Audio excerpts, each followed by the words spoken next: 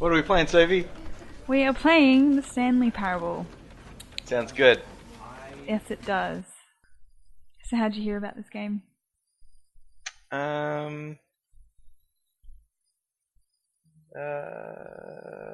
People? I don't even know how I did. I think I saw This is the story of a man named Stanley. someone on the forums. NeoGo Stanley forums. worked for a company in a big building where he was employee number 427. Employee number 427's job was simple. He sat at his desk in room 427 and he pushed buttons on the keyboard. Orders came to him through a monitor on his desk, telling him what buttons to push, how long to push them, and in what order. This is what employee 427 did every day of every month of every year.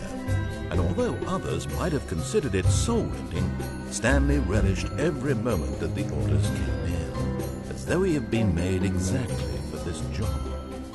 And Stanley was happy. And then one day, something very peculiar happened. Something that would forever change Stanley. Something he would never quite forget. He had been at his desk for nearly an hour when he realized that not one single order had arrived on the monitor for him to follow. No one had showed up to give him instructions, call a meeting, or even say hi.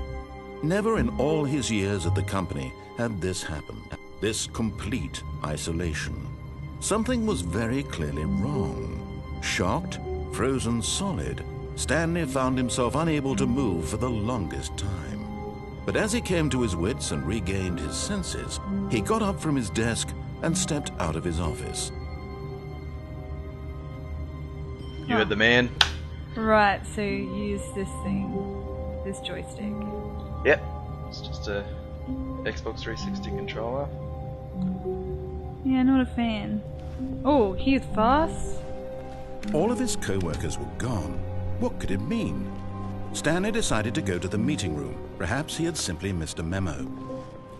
It looks like Portal and Half-Life graphics. Looks like So- Fight Club. Hey, yeah, good spotting. Or The Office any in one show scene, that yeah. has an Or The office in it. Office. The show The Office. No.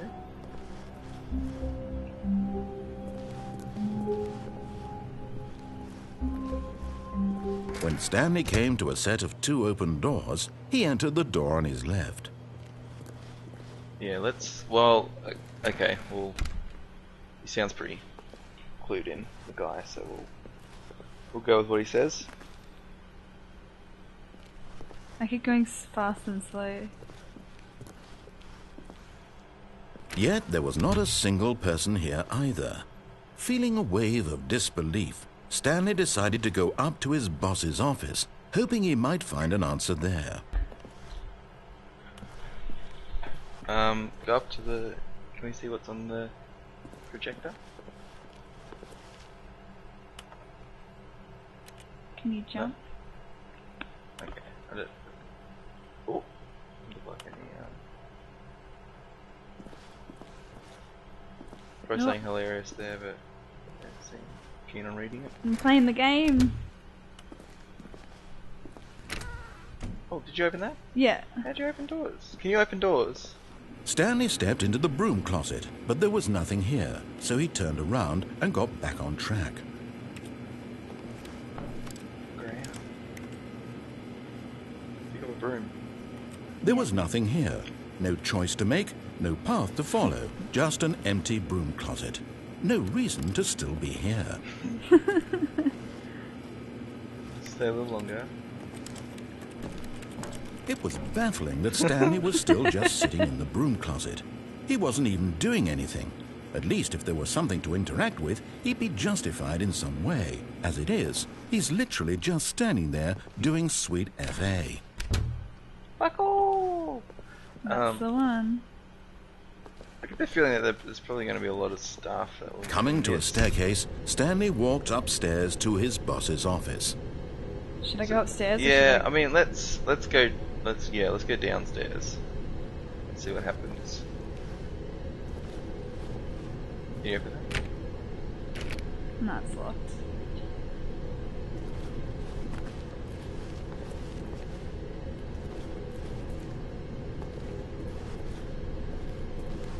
Don't think there's any real secrets.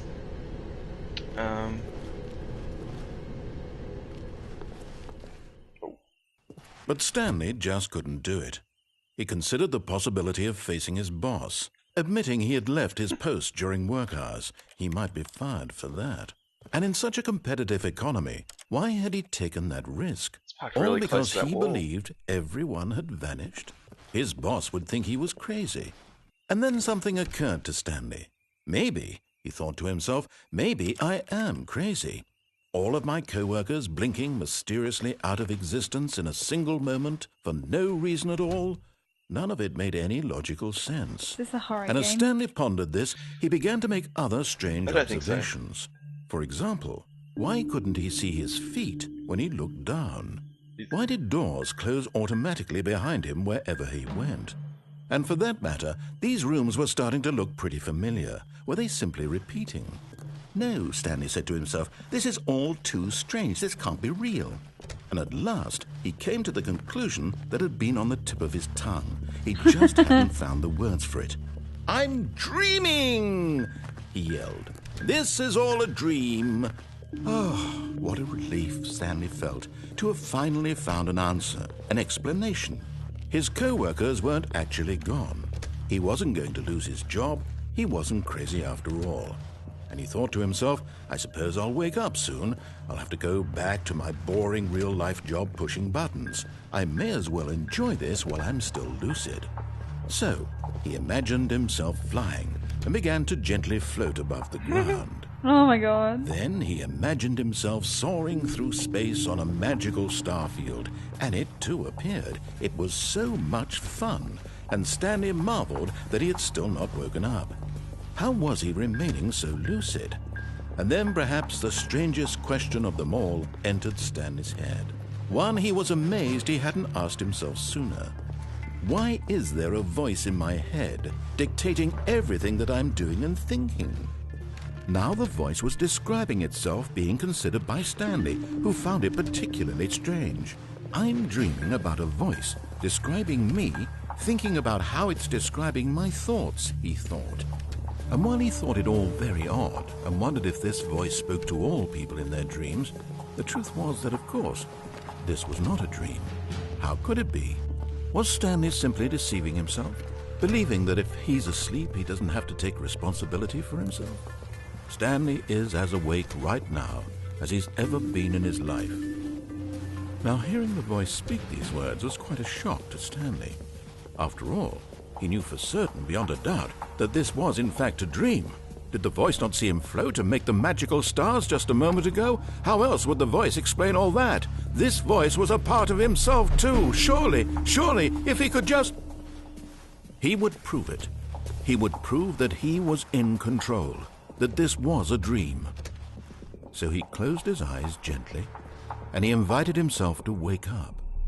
He felt the cool weight of the blanket on his skin, the press of the mattress on his back, the fresh air of a world outside this one.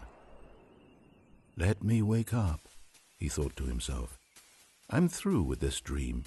I wish it to be over. The fuck is Let going me go on? back to my job. This is so long. Let me continue pushing the buttons. Please. It's all Not I Halo. want. I want No, my just- apartment and my wife and my job. All I want is my life exactly the way it's always been. My life is normal. I am normal. Everything will be fine. I am okay.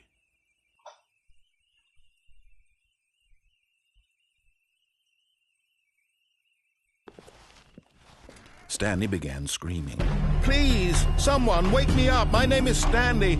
I have a boss. I have an office. I am real. Please, just someone tell me I am real. I must be real. I must be. Can anyone hear my voice? Who am I? Who am I? And everything went black.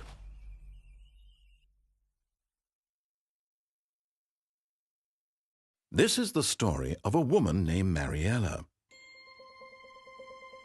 Mariella woke up on a day like any other. She arose, got dressed, gathered her belongings, and walked to her place of work. But on this particular day, her walk was interrupted by the body of a man who had stumbled through town talking and screaming to himself, and then collapsed dead on the sidewalk. And although she would soon turn to go call for an ambulance, for just a few brief moments she considered the strange man. He was obviously crazy, this much she knew. Everyone knows what crazy people look like. And in that moment, she thought to herself how lucky she was to be normal. I am sane. I am in control of my mind. I know what is real and what isn't. It was comforting to think this, and in a certain way, seeing this man made her feel better. But then she remembered the meeting she had scheduled for that day, the very important people whose impressions of her would affect her career, and by extension, the rest of her life. She had no time for this, so it was only a moment that she stood there, staring down at the body. And then she turned and ran.